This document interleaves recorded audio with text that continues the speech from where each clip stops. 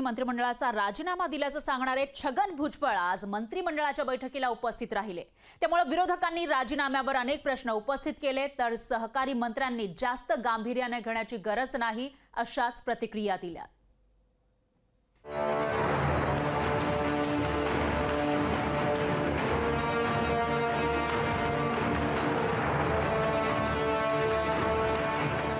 अन्न व नागरी पुरवठा मंत्री छगन भुजबळांच्या राजीनाम्याचं कवित्व अद्यापही संपलेलं नाही।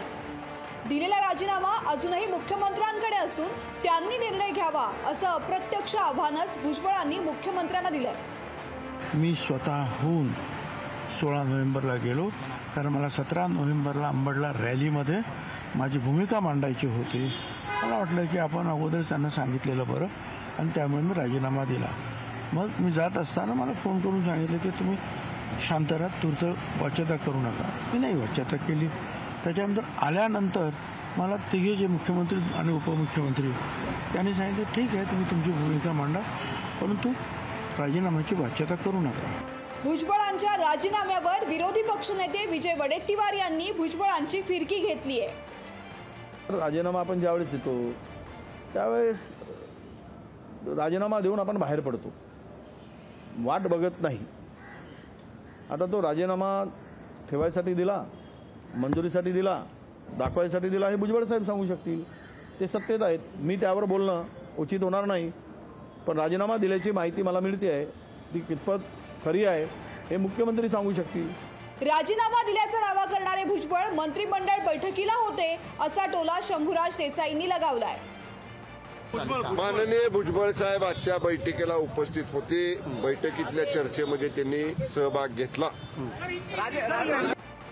सुधीर मुनगंटीवार यांनी तर भुजबळांच्या राजीनाम्याचा विषय विसरून जा असा सल्लाच माध्यमांना देऊन टाकलाय।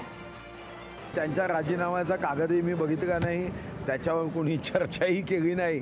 तर मला वाटतं की कधी कधी त्यांनी भावनेच्या ओघामध्ये राजीनामा दिला एवढी तुम्हाला माहिती दिली, पण त्याच्यानंतर तुम्ही इतके गंभीर झाले की आता त्या राजीनाम्याच्या पत्राबद्दल ते विसरलेत, पण मात्र तुम्ही एवढे गंभीर होऊन ते आठवणीत ठेवला आहात। मला वाटतं तुम्हीही विसरून जाणं याच्यातच राज्याचं हित आहे। ओबीसींच्या मुद्द्यावर राजीनामा दिला असा दावा भुजबळांनी केलाय, पण भुजबळांसोबत मंत्रिमंडळात बसणाऱ्या त्यांच्या सहकाऱ्यांनाच त्यांच्या या दाव्यावर विश्वास नाहीये। ज्योत्स्ना गंगणेसह चेतन ननावरे, लोकशाही मराठी, मुंबई।